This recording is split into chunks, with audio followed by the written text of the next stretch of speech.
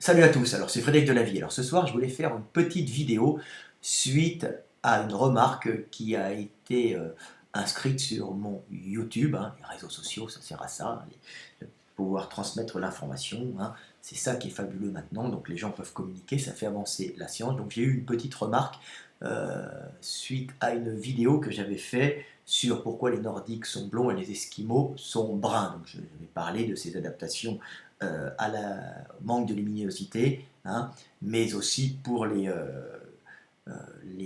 Esquimaux, ces adaptations à la forte luminosité sur au bord de l'eau, hein, et quand on est dans des régions avec beaucoup de neige, donc on est obligé de conserver un teint mat, mais aussi on a une alimentation qui permet de compenser justement le faible luminosité qu'on peut avoir en hiver, hein, une alimentation à base de poissons, hein, et dans le poisson gras on trouve beaucoup de vitamine D, ce qui permet de compenser le manque de vitamine D que l'organisme pourrait synthétiser grâce au rayonnement solaire et après synthétiser de la vitamine C par la radiation solaire qui permet au corps de synthétiser plus facilement.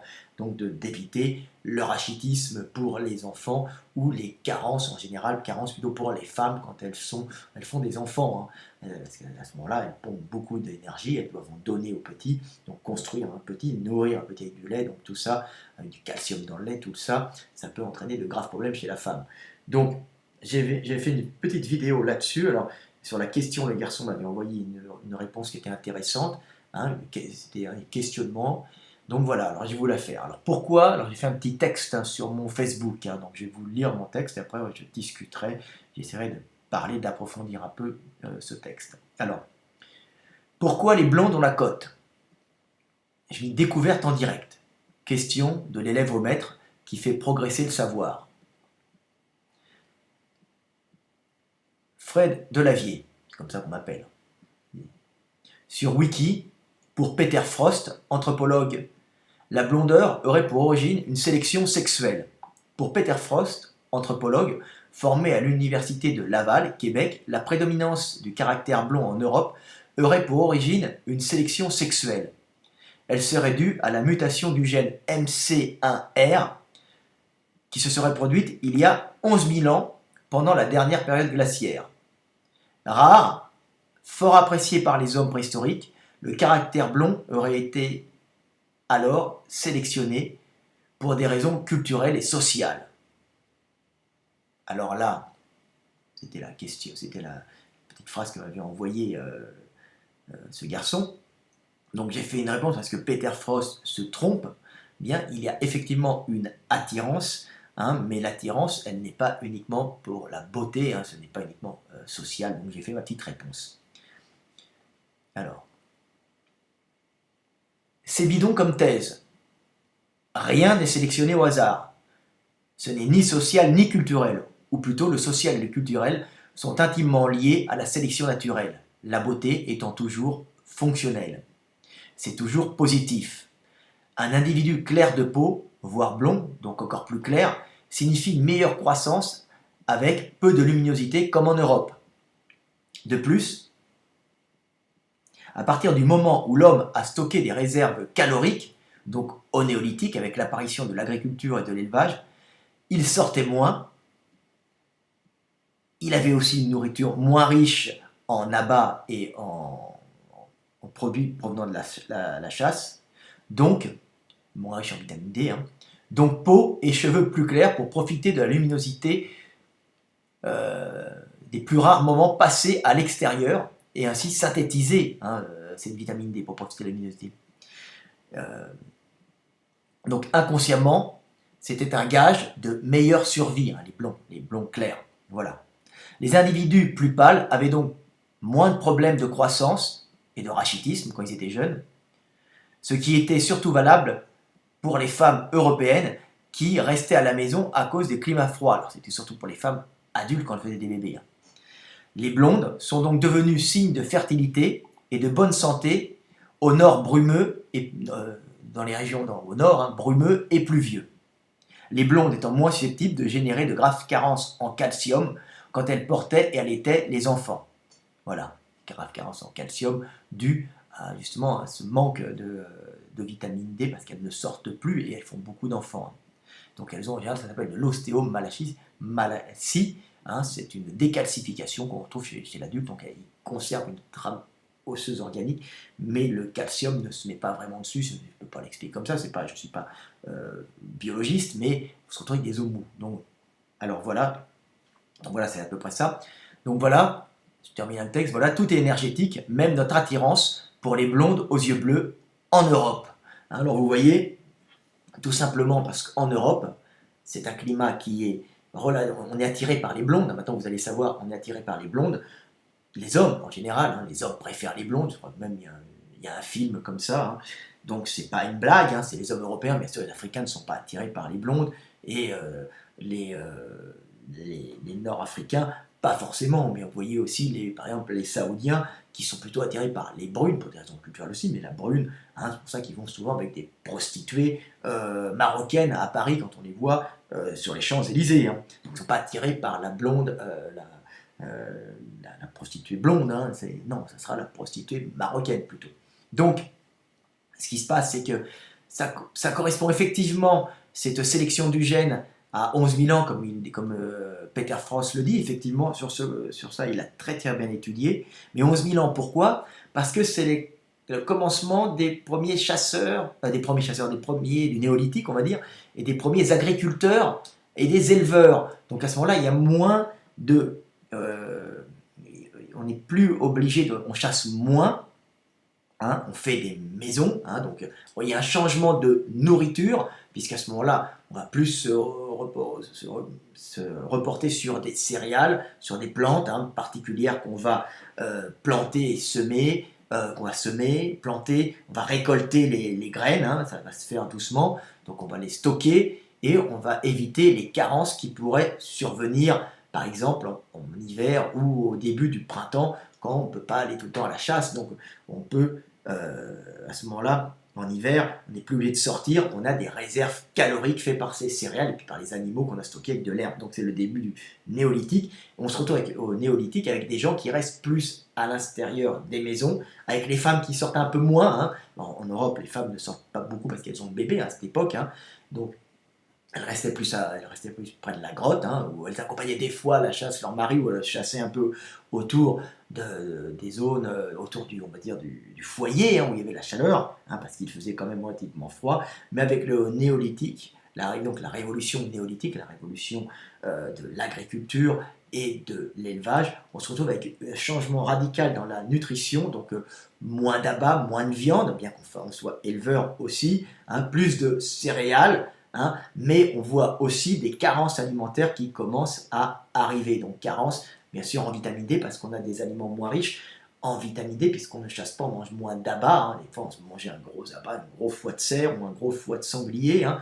On passait ça et dedans, il y a quand même de la vitamine D. Il y en a un peu moins, bien sûr, que dans les poissons gras, hein, mais il y en a quand même pour passer l'hiver. Et quand on devient agriculteur, on se trouve carencé en vitamine D. Donc, compensation à ce moment-là, peau encore plus blanche pour pouvoir profiter un maximum du rayonnement et synthétiser soi-même la vitamine D à partir du rayonnement solaire et après pouvoir, grâce aux réactions physiologiques de l'organisme, créer cette vitamine qui permettra la croissance des petits-enfants et la calcification des os, même en étant adultes, en matière de calcification. Les hommes, alors, au néolithique, les hommes mâles ne doivent pas trop souffrir de carence en vitamine D, bien sûr, hein, mais les petits-enfants, à ce moment-là, eux, qui ont un changement, doivent être souvent rachitiques, donc ça fera des hommes moins grands, ou bien un peu rachauds, hein, ce qu'on appelle un rachot, il grandit moins, il sera moins balèze qu'un chasseur-cueilleur, on voit un changement de la taille, hein, mais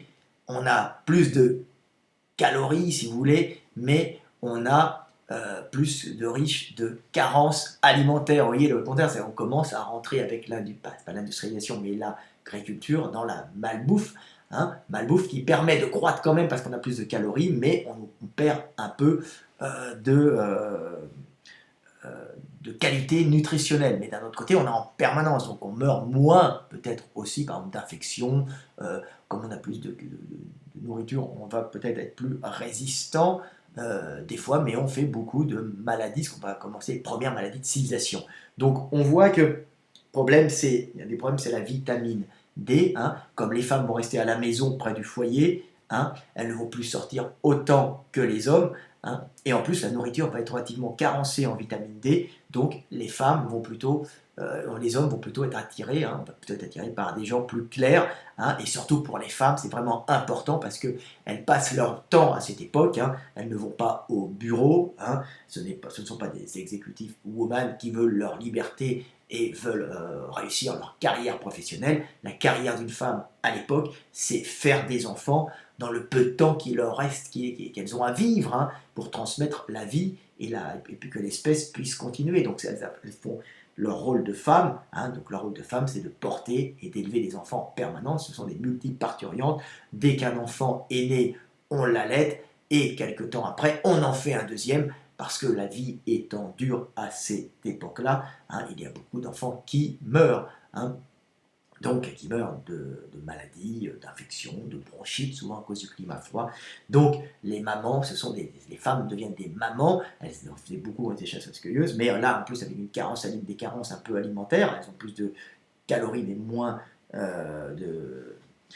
moins comment dire, de vitamine D qu'on peut trouver dans les abats. Donc les femmes se retrouvent souvent avec des problèmes de décalcification, d'ostéomalchie, une espèce de rachitisme de l'adulte dû à une mauvaise synthèse, à pas assez de vitamine D. Alors c'est souvent parce qu'on reste à l'intérieur et en plus on a une alimentation qui est plus carencée en vitamine D. Donc l'avantage d'être blanche et d'être blond, parce qu'un blond est en général blanc, puisque c'est des gènes qui codent ça, en général ça va ensemble, la blancheur et la blondeur, hein. Quand on est blond, on est souvent blanc, bien que les mélanésiens peuvent être blonds en étant bruns, mais c'est souvent d'autres gènes qui codent ça, donc il y a plusieurs gènes pour la blondeur, hein, qui doivent agir, hein, et donc qui agissent sur la sécrétion de mélanine, hein, et là la mélanine ne bloque plus, hein, plus on est blanc, moins la mélanine qui est une protection pour le soleil, on vient d'Afrique, hein, de plusieurs montées successives, comme on est de plus en plus blanc, ben on peut, malgré les carences alimentaires apportées par le néolithique, hein, moins 11 000 ans, ça commence déjà, hein, c'est carences alimentaires, pas caloriques, attention, carences en vitamine D principalement, on peut compenser par la blancheur et la blondeur qui est un signe de blancheur. Donc les hommes vont être attirés par les femmes blondes, hein. Pourquoi? Parce que la femme blonde peut être une multiparturiante, une femme qui aura beaucoup d'enfants, sans risquer, ou moins risquer qu'une brune, bah, du rachitisme d'adulte, de l'ostéomalacie, hein, qui est un rachitisme de l'adulte. Pourquoi? Parce que sa peau blanche permet d'accumuler, permet de prendre la radiation lumineuse et de synthétiser plus de vitamine D. Donc vous voyez, en Europe, blondeur, blancheur égale bonne génitrice. Comme quoi, ce n'est pas uniquement culturel, hein, ce n'est pas, on va dire, ce n'est pas le beau, n'est pas au hasard. On ne trouve pas belle une blonde au hasard en Europe, on trouve belle une blonde parce qu'une blonde pouvait nous faire beaucoup d'enfants sans avoir sa santé qui se dégradait. Donc, une femme qui avait une mauvaise synthèse de vitamine D bah, faisait un, deux enfants, puis à la fin finissait avec les os dans tous les sens, les os ramollis et des déformations du corps, et elle ne pouvait pas vivre très longtemps. Donc là, une femme blanche et blonde pouvait faire un, deux ou trois enfants de plus, parce qu'il fallait savoir qu'à cette époque, il en mourait bien la moitié, hein, on va dire entre un tiers et la moitié, pas dans un monde où il y a où on a une médecine à haut niveau et on a des règles prophylactiques de haut niveau aussi, hein. On fait attention, on connaît les antibiotiques, on connaît la désinfection et tout ça. Là-bas, connaissait un peu les dangers de la nature, mais on ne connaissait pas tout. C'était un milieu qui était quand même rude. Donc voilà, donc l'avantage de la blonde, c'est qu'elle peut faire en Europe beaucoup d'enfants sans avoir de carence en vitamine D, ou en tout cas moins. Donc c'est pour ça que les hommes européens préfèrent les blondes, et c'est pour ça que c'est resté en nous et que on continue à aimer que les femmes aiment se décolorer les cheveux pour paraître plus blondes et aussi paraître plus jeunes, parce que les enfants aussi sont en général plus pâles, hein. Pourquoi? Parce que c'est mieux pour, pour synthétiser la vitamine D avec une peau avec moins de mélanine, plus la peau est foncée. Moi, les enfants qui sont en pleine croissance ont besoin de faire beaucoup de vitamine D. C'est pour ça qu'ils ont besoin d'aller au soleil, de bouger et pour se développer, hein, en Europe. Alors c'est pour les Africains, eux, En Europe, on a d'énormes problèmes parce qu'ils ont un voile, un filtre de mélanine, hein, qui les empêche justement de synthétiser la vitamine D. Alors c'est plus gênant pour les femmes souvent, hein, parce que les femmes font des enfants et un enfant ça consomme, ça demande beaucoup à la maman de fournir beaucoup de calcium, beaucoup de nutriments, hein, donc elles peuvent se déminéraliser. Alors déjà les Européennes peuvent se déminéraliser, mais alors les Africaines qui montent au nord aussi, donc c'est pour ça qu'elles sont souvent supplémentées en vitamine D. Voilà. Voilà à peu près tout ce que j'avais à dire. Hein, vous voyez que c'est lié à la nourriture, c'est lié au passage à l'agriculture, hein, le fait d'aimer les blondes, hein, et c'est lié à l'Europe. Hein. On aime les blondes à cause de ces climats, hein, comment dire, et ce passage à des alimentations plus carencées. Hein. Le néolithique, on passe de chasseur-cueilleur à agriculteur et éleveur. Donc voilà, c'est à peu près tout. Est-ce que j'ai d'autres trucs à dire? Donc voilà, bon bah après, effectivement, il y a des régions où on a vu des gens on a pu compenser ces carences en vitamine D avec le lait entier bien sûr, hein, pas le lait qu'on trouve dans le commerce, hein, ça carençait, ça permettait de limiter les carences, hein, le lait avec les vagues. On voit le nord de l'Europe comme c'est froid, c'est humide, c'est humide peu lumineux, mais humide, il y a beaucoup d'herbes, donc il y a beaucoup de bovins, on peut élever des bovins qui mangent de l'herbe bien verte, donc c'est là où par exemple en Allemagne du Nord, en Danemark, toute la zone baltique, sud-baltique, ça a été une région, on a élevé pas mal de bovins, hein, c'est la première région, c'est pour ça qu'on a l'enzyme lactase là-bas fréquemment, donc on assimile bien hein, le lait cru, ce qui a permis aussi de grandir, de croître en taille, en étant très blanc, donc en étant très blanc on pouvait supporter la lumière, mais aussi d'avoir un peu d'apport en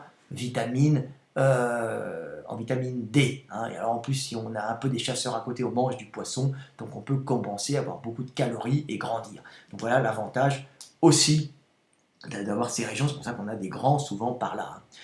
Voilà. Alors bon, on n'a pas ce problème de carence en vitamine D chez les Inuits, chez les Esquimaux, hein, chez tous ces peuples qui mangent beaucoup de poissons, parce que les poissons et les abats de poissons, le foie de poisson, mais aussi la peau de poisson, c'est très riche en vitamine D.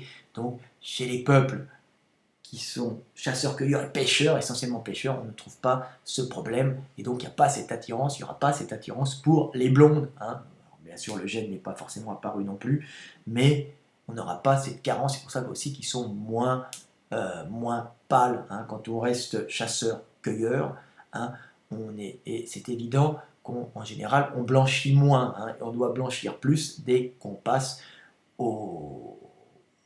à l'agriculture et à l'élevage, parce qu'on se retrouve avec quand même des carences en vitamine D qui vont être compensées par la blancheur de la peau. Hein. Donc la blancheur et la blondeur, c'est des adaptations de civilisation. Hein. C'est des civilisations à des structures sociales organisées et prévoyantes qui structurent leur avenir, hein, qui prévoient, hein, qui gèrent leurs apports caloriques. Hein. Donc ce sont des adaptations physiologiques de civiliser. Quand vous voyez des blancs, c'est que vous dites, bah, quand ils sont blancs, hein, c'est qu'ils ont une civilisation basée sur la prévoyance. Hein, hein, donc malheureusement, ils mangent en général à l'époque, hein, sur les premières civilisations, ils mangeaient moins de produits de la chasse et plus de produits de l'élevage et surtout de l'agriculture qui apportait beaucoup de calories. Hein. Et du coup, carence, ils ont diminué en taille, hein, mais ils ont blanchi, ce qui a permis seulement de compenser un peu. Et après, bon, bah, tout ça s'est arrangé. Apport du lait, on a regrandi. Vous voyez, ça change, hein, tout ça. Donc tout ça est lié au climat, à la géographie. Et là, on n'est jamais attiré par les choses, par les gens, par la beauté. Par hasard, la beauté n'est pas quelque chose de subjectif. La beauté est toujours liée au fonctionnel. Hein. C'est beau parce que ça fonctionne bien. C'est une blonde, on l'aime bien parce qu'elle pourra faire de beaux enfants et puis elle va t'en faire plein sans avoir d'ostéomalacie, hein, de rachitisme de l'adulte. Alors maintenant, évidemment, non. Il y a l'électrique et tout ce que vous voulez, on part en vacances, il y a de la vitamine D en cacheton, on n'a pas tous ces problèmes, mais à l'époque, hein, les blondes étaient prisées. Hein. Surtout les blondes, puisque l'homme est à l'extérieur, un mâle brun, aura moins de problèmes, puisque lui, il chasse, il chasse, ou il est dans les champs, en train de bosser, et la femme avec le bébé reste près du foyer, donc elle est plus victime du manque de lumière. Hein. Vous voyez la différence, hein? Surtout les femmes, on aime les femmes blondes, les hommes blondis aussi, bien sûr. Quand les femmes sont blondes, elles transmettent le gène blond aux mecs, hein, aux petits-enfants, aux petits gars aussi, hein. Mais c'est surtout la femme qui a un intérêt, quand elle fait beaucoup d'enfants, elle a vraiment l'intérêt à la suite, hein, d'être très pâle, très blanche. Hein, quand on est en Europe pluvieuse et en Europe peu lumineuse, hein, pas en Europe forcément continentale, hein, bien qu'il y ait des carences aussi. Donc, elle a l'intérêt d'être blanche pour compenser, surtout si elle n'est pas dans une société qui pêche et qui mange beaucoup de poissons. Voilà. Hein. Donc, par exemple, en Norvège ou en Suède, je regardais, il y a peu de problèmes de carence en vitamine D parce que la nourriture est très riche en poissons gras. Hein, faut le savoir. Par contre, je sais que les Hollandais, eux, supplémentent beaucoup en vitamine D, ce qui leur permet d'éviter les carences en vitamine D et le rachitisme. Donc, on voit le bon développement des enfants. C'est peut-être aussi pour ça qu'ils ont un peu grandi aussi, les Hollandais. Hein. Voilà, c'était Fred Delavier. J'espère que vous avez compris pourquoi on aime les blondes en Europe. Hein. Parce que les blondes, simplement, la pâleur, la blondeur va avec la pâleur, bien qu'on des fois on peut être pâle sans être blond, hein, mais c'est souvent associé en Europe. Hein, comme je vous dis, on peut être blond, par exemple, les Mélanésiens peuvent être blonds, certains, mais c'est pas toujours le même gène qui code la blondeur. Il y en a plusieurs, sûrement, ça joue ensemble. Mais en tout cas, la blondeur en Europe est associée à la blancheur. Donc, blanche, blonde, beaux enfants, elles pourront en faire beaucoup sans souffrir de carence. Allez, à bientôt, c'était Fred Delavier.